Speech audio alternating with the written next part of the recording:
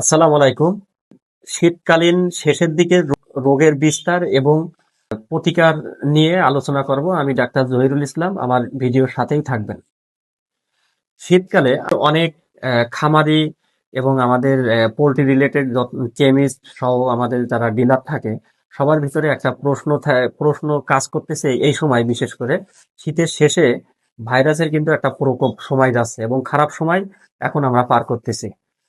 এই শীতের শেষে আমাদের যে এই যে ভাইরাল রোগগুলো পোল্ট্রিতে বেশি হয়, এইগুলো কেন হয়? এটার কিছু কারণ থাকে। তো এই ভিতরে প্রথম কারণ হচ্ছে এনভায়রনমেন্টাল ফ্লাকচুয়েশন, অর্থাৎ এখন কিন্তু হচ্ছে দিন বড়, রাত ছোট হয়ে যাচ্ছে। তো এই যে একটা এনভায়রনমেন্টাল ফ্লাকচুয়েশন, শীতকালে কিন্তু আপনার রাত ছিল বড়, দিন ছিল ছোট। এই এনভায়রনমেন্টাল ফ্লাকচুয়েশনের কারণে কিন্তু রাতে কিন্তু অনেক সময় কিন্তু এখন শীতের একটা প্রভাব থাকে, যেটা বলা আছে কোল্ড স্ট্রেস। তো কোল্ড স্ট্রেস যখন একটা পোল্ট্রি খামারে থাকে, তো কোল্ড স্ট্রেস পোল্ট্রি খামারে যখন থাকবে তখন কিন্তু আপনার কর্টিকোস্টেরন যে হরমোন থাকে, এই হরমোনের কিন্তু হরমোন, এটাকে বলা হয় স্ট্রেস হরমোন, অর্থাৎ ধকলের জন্য যে হরমোন তৈরি হয় এই হরমোনটা কিন্তু বেড়ে যায় পোল্ট্রি শরীরে। এবং হরমোন, স্ট্রেস হরমোন যখন বাড়ে তখন কিন্তু তার ইমিউনিটি ফল হয়, এবং ইমিউনিটি ফল হইলে কি বিভিন্ন ধরনের ভাইরাসের যে এবং বিভিন্ন ধরনের ব্যাকটেরিয়া যেগুলো রোগ তৈরি করে, এগুলো কিন্তু পরিমাণ বেড়ে যায় এবং খামারে আলটিমেটলি কিন্তু বিভিন্ন ধরনের ঝুঁকি তৈরি হয়ে যায়। এনভায়রনমেন্টাল ফ্লাকচুয়েশনের ভিতর আরেকটি অপশন হচ্ছে টেম্পারেচার ফ্লাকচুয়েশন। আপনারা দেখছেন এখন কিন্তু দিনের বেলায় গরম, রাতের বেলায় শীত। যখন এই অবস্থা হয় তখন কিন্তু পোল্ট্রি শরীরের কিন্তু ইমিউনিটি কমে যায়, পাশাপাশি বিভিন্ন ধরনের ভাইরাল ইনফেকশন বেড়ে যায়। আর আপনার যে আমরা যে ভ্যাকসিন করতেছি, ভ্যাকসিনের যে ইমিউনিটি তৈরি হওয়ার দরকার এটা কিন্তু ব্রেক হয়। এই কারণে কিন্তু ভাইরাসের প্রভাব এই সময়টা বেড়ে যায়। আমাদের এখন পরিবেশের হিউমিডিটি আর ভাইরাসের সার্ভাইভাল, এটা এই সময় কিন্তু ভাইরাসের একটা সার্ভাইভ বেশি করে পরিবেশে। এই কারণেও কিন্তু আপনার ভাইরাস রোগের, এই শীতের শেষে রোগের প্রভাব বেশি থাকে। আরেকটি বিষয় আছে, সিজনাল ভাইরাসের যে প্যাটার্ন থাকে, তো অনেক সময় সিজনাল ভাবেও কিন্তু অনেক ভাইরাসের প্রকোপ বেশি থাকে, বিশেষ করে এভিয়ান ইনফ্লুয়েঞ্জা, তারপরে এনডি, রানীক্ষেতের এই যে প্রভাবগুলো কিন্তু অনেক সময় সিজনাল ভাবে আমাদের খামারে এন্টার করে থাকে। এটা কিন্তু আমরা রোগের আউটব্রেক গুলো জেনে কিন্তু আমাদের কাজ করতে হয়। সর্বশেষ হচ্ছে ম্যানেজমেন্ট রিল্যাক্সেশন। তো ম্যানেজমেন্ট রিল্যাক্সেশন আমাদের এই সময় কিন্তু যে শীত এবং গরমের যে প্রভাব, ডে লেন্থ বৃদ্ধি পাচ্ছে, আবার রাতের লেন্থ কমছে।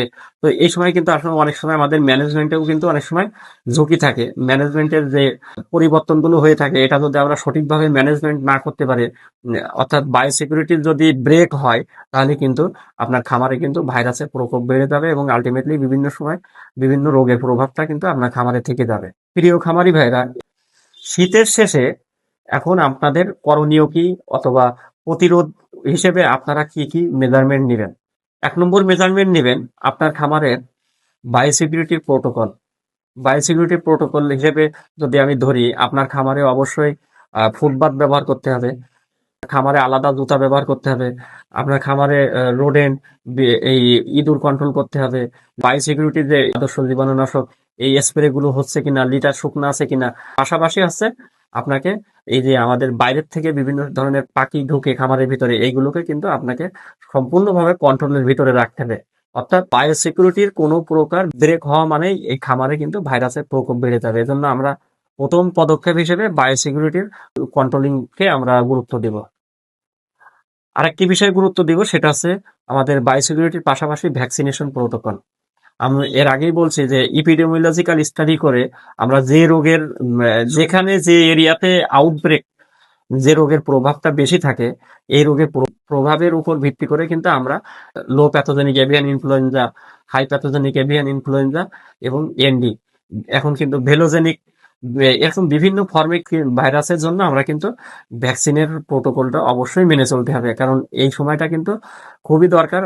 ইপিডেমিওলজি, অর্থাৎ যে এরিয়াতে আপনার যে রোগের আউটব্রেক বেশি, সেই রোগের উপরে ভিত্তি করে আপনাকে অবশ্যই কনসালটেন্টের পরামর্শ নিয়ে আপনাকে কিন্তু অবশ্যই ভ্যাকসিনেশনের উপর গুরুত্ব দিতে হবে। আর সর্বশেষ পয়েন্ট হচ্ছে আপনাকে আর্লি ডিটেকশনে যেতে হবে। কারণ অনেক প্রোটোকল মেনটেন করছেন। তো খামারে কিন্তু অনেক সময় ডিজিজের প্রকোপ হতে পারে, অনেক সময় মুরগির সাউন্ড সমস্যা আছে, খাবার অরুচি আছে। এই সময় কিন্তু সাথে সাথে আর্লি ডিটেকশনের জন্য অবশ্যই একজন রেজিস্টার্ড ভেটেরিনারি ডক্টর অথবা পোল্ট্রি কনসালটেন্ট অথবা আপনার খামারের যে পোল্ট্রি কনসালটেন্ট থাকবে, অবশ্যই সাথে সাথে আর্লি ডিটেকশন করে তার পরামর্শ নিয়ে অবশ্যই চিকিৎসাতে চলে যেতে হবে। তো ধন্যবাদ, আমার ভিডিওর সাথেই থাকবেন।